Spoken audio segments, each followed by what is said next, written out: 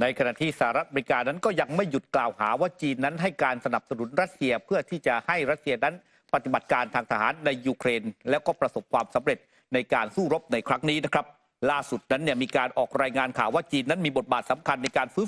ฟื้นฟูอุตสาหกรรมกลาโหมของรัสเซียซึ่งเผชิญกับแรงเสียดทานอย่างหนักนับตั้งแต่สงครามประทุขึ้นเมื่อวันที่ 24 กุมภาพันธ์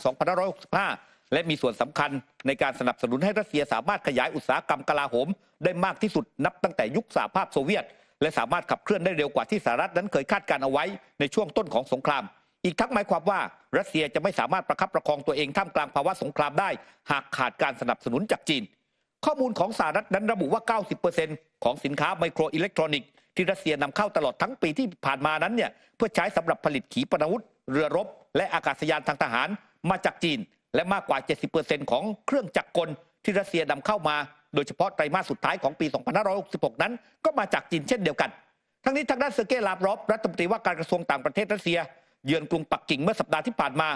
ก็พบหารือกับประธานาธิบดีสีจิ้นผิงผู้นำของจีนและทางด้านหวังอี้รัฐมนตรีว่าการกระทรวงต่างประเทศของจีนทั้งสองฝ่ายนั้นยังคงยืนยันนะครับว่าทั้งสองฝ่ายนั้นเป็นพันธมิตรที่ดีกันมีส่วนร่วมเป็นหุ้นส่วนที่สามารถสนับสนุนซึ่งกันและกันในขณะที่ทางด้านเหมาหนิงโฆษกกระทรวงการต่างประเทศของจีนก็บอกว่าความสัมพันธ์ระดับรัฐต่อรัฐระหว่างจีนกับรัสเซียนั้นเป็นสิทธิ์ของทั้งสองประเทศที่จะมีความร่วมมือระดับปกติในทางด้านเศรษฐกิจและการค้าและความร่วมมือดังกล่าวก็ไม่ควรถูกแทรกแซงหรือจำกัดและรัฐบาลจีนนั้นไม่มีทางยอมรับแรงกดดันหรือเสียงวิพากษ์วิจารณ์จากทางด้านสหรัฐอเมริกาครับช่วงวันที่ 26 กรกฎาคมปีนี้นะคะจะมีการแข่งขันกีฬาโอลิมปิกที่ปารีสที่ฝรั่งเศสนะคะหลายฝ่ายก็กังวลใจ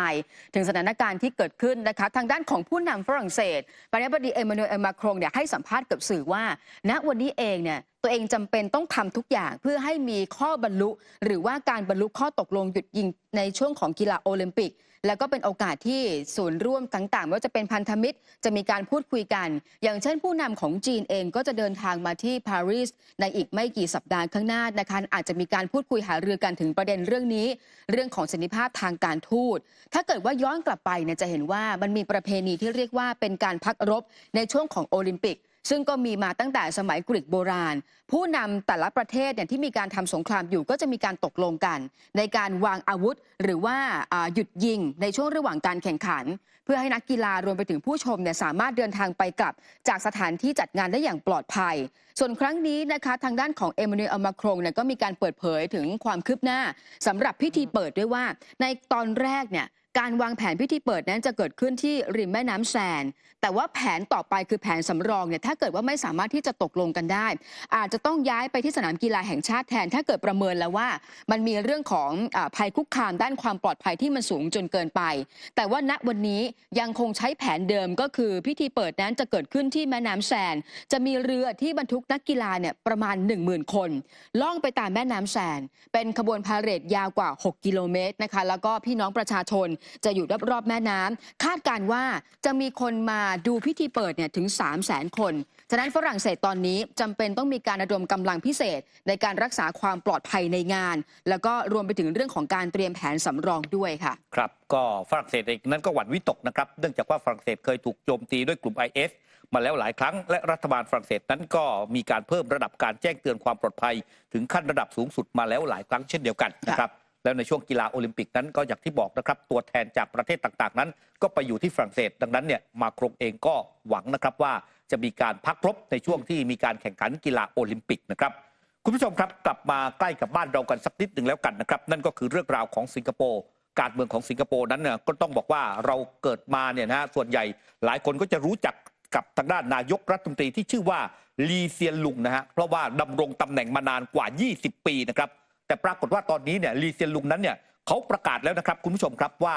กลางเดือนพฤษภาคมนั้นเขาจะลงจากตำแหน่ง15 พฤษภาคมนั้นจะลงจากตำแหน่งและตอนนี้คนที่จะขึ้นมาเป็นนายกรัฐมนตรีแทนลีเซียนลุงนั้นก็คือลอเรนซ์ วองนะครับซึ่งเป็นรองนายกรัฐมนตรีและเป็นรัฐมนตรีว่าการกระทรวงการคลังปัจจุบันนั้นอายุ51 ปีคนนี้แหละคุณผู้ชมทีนี้เรามาทำความรู้จักกับลอเรนซ์ วองกันดีกว่าว่าเขาเป็นใครมาจากไหนก่อนที่จะมานั่งตำแหน่งผู้นำสิงคโปร์นะครับที่ต้องบอกว่าเป็นประเทศที่มีค่าตอบแทนติดอันดับสูงที่สุดในโลกปีละ 2.2 ล้านดอลลาร์สิงคโปร์หรือว่าประมาณ59 ล้านบาทนะครับคือคนที่เป็นนายกจะได้มีรายได้ 59 ล้านต่อปีนะฮะต่อปีคุณผู้ชมเขาเป็นใคร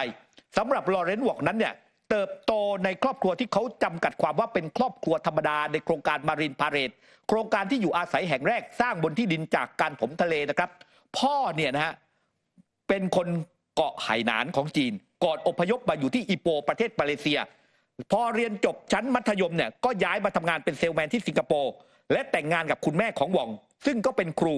วองเนี่ยเข้าเรียนในโรงเรียนที่คุณแม่สอนนั่นแหละแล้ววองก็จะเล่าประจำว่าคุณแม่เนี่ยเย็บมากทั้งที่บ้านและที่โรงเรียนเป็นการปลูกฝังให้ตัวเองเนี่ยมีความรับผิดชอบแล้วต้องตัดสินใจทำอะไรเมื่อทำแล้วต้องมุ่งมั่นที่จะทำให้ได้ต้องทำให้สำเร็จทางด้านเด็กชายลอเรนซ์วองนั่นเขาบอกว่าตอนเด็กๆเนี่ยเป็นหนอนหนังสือชอบอ่านหนังสือมากนะอ่านหนังสือมากกว่าเล่นกีฬาว่างเมื่อไหร่ไม่ได้ไปยืมหนังสือตามห้องสมุดหรืออะไรก็ตามนะโดยเฉพาะหนังสือแนววิทยาศาสตร์แล้วก็ชอบเล่นกีตาร์เพราะคุณพ่อเนี่ยซื้อกีตาร์ให้ตั้งแต่เด็กๆก็เลยชอบเล่นกีตาร์ปุ่มหลังการศึกษานั้นเนี่ยลอเรนซ์วองเนี่ยได้ทุนรัฐบาลไปศึกษาต่อที่สหรัฐอเมริกา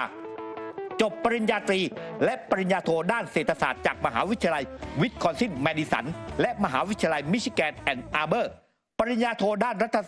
รัฐศาสตร์เนี่ยครับจากฮาร์วาร์ดเคนเนดีสคูลนะครับก่อนมาเล่นการเมืองเนี่ยเขารับราชการมาถึง14 ปีคุณผู้ชมตั้งแต่เรียนจบจากต่างประเทศกลับมาที่บ้านก็เริ่มทำงานที่กระทรวงการค้าและอุตสาหกรรมในปี 2540 เนี่ยนะครับนั่นคือจุดเริ่มต้นของเขาขยับไปรับหลายตำแหน่งที่กระทรวงการคลังและกระทรวงสาธารณสุขจนปี 2548 ถึง 2551 ทางด้านลอเรนซ์วองมีโอกาสทำหน้าที่เป็นเลขานุการส่วนตัวให้กับนายกรัฐมนตรีลีเซียนลุงตรงนี้แหละครับเป็นจุดเริ่มต้นของการเข้าสู่วงการการเมืองปี 2552 นั้นลอเรนซ์วองได้รับการแต่งตั้งเป็นผู้บริหารสำนักงานการตลาดพลังงานนะครับจากนั้น2 ปีต่อมาก็ลงสมัครรับเลือกตั้งถูกจับตามองตั้งแต่ตอนนั้นว่าน่าจะเป็นหนึ่งในแคนดิเดตผู้นำรุ่นที่ 4 ของพรรคกิจประชาหรือว่า PAP ซึ่งเป็นพรรครัฐบาลสมัยรับราชการนั้นเนี่ยลอเรนซ์วองเป็นที่รู้จักในการคิดนโยบายและสนใจรายละเอียดปลีกย่อยของนโยบายต่างๆเพื่อนร่วมงานมักจะพูดถึงเขาว่าเป็นคนที่มักเปิดรับฟังมุมมองแตกต่างอยู่เสมอเมื่อถึงเวลาก็กล้าตัดสินใจเขาเคยปัดข้อเสนอของภาคเอกชนที่อยากได้ตัวไปร่วมงานเพราะคิดว่างานราชการเนี่ยทำให้เขาได้ทำโครงการแปลกใหม่และยังได้คิดโครงการช่วยเหลือชาวสิงคโปร์ได้ก็ไม่ยอมไปทำงานกับบริษัทเอกชนหลังชนะการเลือกตั้งเป็นสสเมื่อปี 2554 เพียง 2 สัปดาห์เขาก็ได้รับตำแหน่งรัฐมนตรีประจำสำนักนายกรัฐมนตรีและดูแลด้านการศึกษาและกลาโหมหลังจากนั้นผ่านงานมากมายหลายกระทรวงนะครับรวมถึงกระทรวงวัฒนธรรมชุมชนและเยาวชนกระทรวงการพัฒนาแห่งชาติจนปี 2563 เป็นปีที่ลอเรนซ์วองนั้นฉายแววจากบทบาทรองประธานคณะทำงานเฉพาะกิจระหว่างกระทรวงรับมือกับโควิดนะครับสิงคโปร์เป็นประเทศหนึ่งที่ประสบความสำเร็จในการควบคุมโรคและอัตราผู้เสียชีวิตระดับต่ำวองเป็นคนที่ออกมาแถลงข่าวเป็นประจำและชาวสิงคโปร์ได้รู้จักเขามากขึ้นตั้งแต่ตอนนั้นแต่เมื่อทางด้านเฮงสวีเกียสรองนายกรัฐมนตรีและรัฐมนตรีว่ามาร่วมสนับสนุนท็อปนิวส์นำเสนอความจริงได้แล้ววันนี้เพียงกดปุ่ม Super Thanks แล้วเลือกจำนวนเงินตามที่ต้องการได้เลยครับขอบคุณครับ